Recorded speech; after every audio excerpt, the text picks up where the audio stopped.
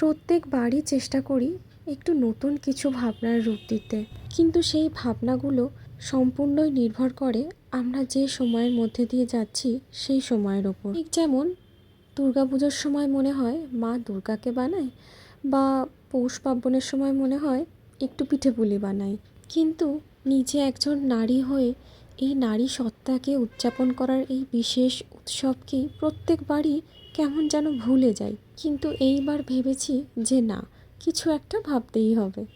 এতক্ষণে নিশ্চয়ই বুঝতেই পেরেছো এ কোন উৎসবের কথা আমি বলছি। এটি হলো আমাদের সনাতন সংস্কৃতির এক অন্যতম আদিম এবং গভীর এক উদযাপন, অম্বুবাচী।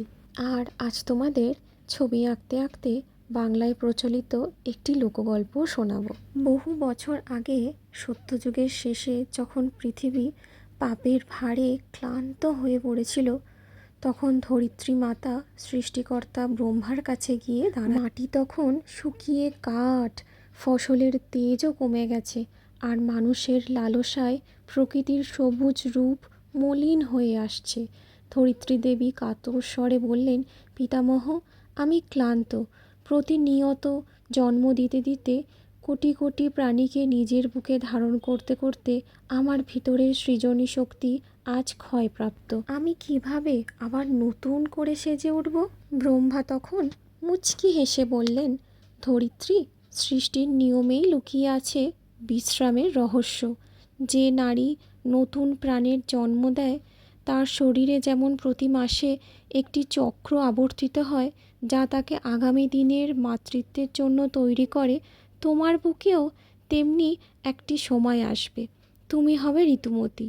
সেই 3 দিন তুমি কোনো কাজ করবে না, কোনো আঘাত সহ্য করবে না, কেবল বিশ্রাম নেবে। যখন ধরিত্রী দেবীর এই বিশেষ সময়টা আসে, তখন নীল আকাশ কেমন যেন কালো মেঘের চাদরে ঢেকে যায়। মেঘের ডাক আসলে পৃথিবীর ক্লান্তির দীর্ঘশ্বাস, আর যে ঝমঝমে বৃষ্টি তা হলো মায়ের শরীরকে শীতল করার জলধারা। পাহাড়ের লাল মাটি ধুয়ে যখন নদীর জল রক্তাভ হয়ে ওঠে, তখন আজও মানুষ বিশ্বাস করে ওটা আসলে ধরিত্রী দেবীর শরীরের রক্তিম ধারা, যা আসলে অপবিত্র নয়, বরং পরম পবিত্র।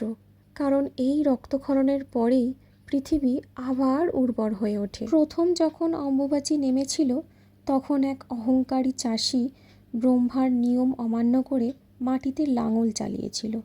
মাটি ভেদ করে নাকি তখন শস্যের বদলে রক্ত বেরোতে শুরু করে এবং ধরিত্রী যন্ত্রণায় কেঁদে ওঠেন। সেই থেকে মানুষ প্রতিজ্ঞা করে এই 3 দিন মাকে কোনো কষ্ট দেওয়া হবে না, মাটির ওপর কোনো ক্ষত তৈরি করাও যাবে না। 3 দিন পর যখন অম্বুবাচী নিবৃত্তি হয়, তখন প্রকৃতি এক অপূর্ব রূপ ধারণ করে। বৃষ্টি থামে, আকাশ পরিষ্কার হয়, আর ভেজা সোদা মাটি থেকে এক অদ্ভুত মিষ্টি গন্ধ বেরোয়। মা পৃথিবী যেন তার 3 দিনের বিশ্রামে সমস্ত ক্লান্তি ধুয়ে মুছে আবার এক নতুন কুমারী রূপ ফিরে পান। এরপর চাষিরা যখন মাটিতে প্রথম বীজ বোনে, তখন সেই বীজ থেকে দ্বিগুণ তেজে সবুজ চারা প্রাণ পেয়ে জেগে ওঠে। বাংলার এই লোকগল্প আমাদের শেখায় যে, যাকে সমাজ লোকচক্ষুর আড়ালে রাখতে চায়, সেই ঋতুস্রাব আসলে কোনো লজ্জার বিষয় নয়। এটা হলো সৃষ্টির আদি উৎস। মা পৃথিবী নিজে রজস্বলা হয়ে প্রতি বছর প্রমাণ করে দেন, রক্তক্ষরণেই লুকিয়ে আছে নতুন জীবনের বীজ। আর নারীত্বই হলো এই মহাবিশ্বের সবচেয়ে বড় শক্তি।